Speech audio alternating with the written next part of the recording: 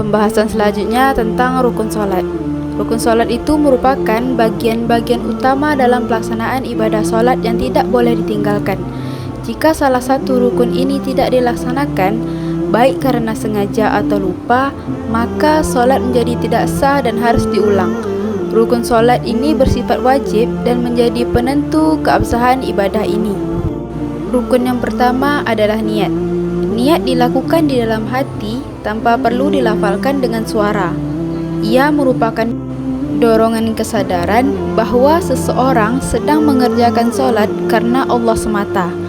Niat ini harus ada di awal sebelum takbiratul ihram dan disesuaikan dengan jenis sholat yang akan dilaksanakan, seperti sholat fardu 5 waktu atau sholat sunnah.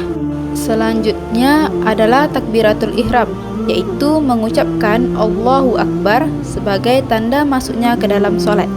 Rukun berikutnya adalah berdiri tegak bagi yang mampu. Dalam sholat fardu, berdiri merupakan kewajiban bagi orang yang sehat dan kuat. Jika seseorang sakit atau dalam kondisi tertentu yang membuatnya tidak bisa berdiri, maka diperbolehkan untuk sholat sambil duduk atau bahkan berbaring sesuai kemampuan.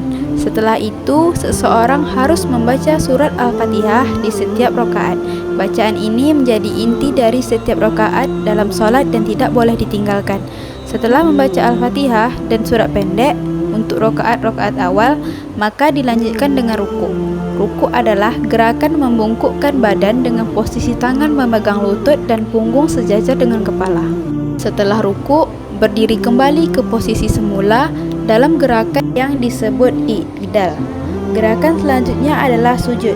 Sujud dilakukan dengan meletakkan dahi, kedua telapak tangan, kedua lutut dan ujung jari-jari kaki ke lantai. Antara dua sujud, terdapat duduk sejenak yang disebut duduk di antara dua sujud. Panjang pelaksanaan gerakan-gerakan ini harus ada tumakninah, yaitu jeda atau ketenangan dalam setiap rukun solat. Tidak sah solat jika dilakukan dengan terburu-buru tanpa memberi waktu yang cukup untuk setiap posisi. Pada rakaat terakhir, seseorang harus melakukan tasyahud akhir, yaitu duduk dengan membaca bacaan tasyahud lengkap yang berisi kesaksian tentang keesaan Allah dan kerasulan Nabi Muhammad SAW. Tasyahud akhir, rukun terakhir dari solat adalah salam.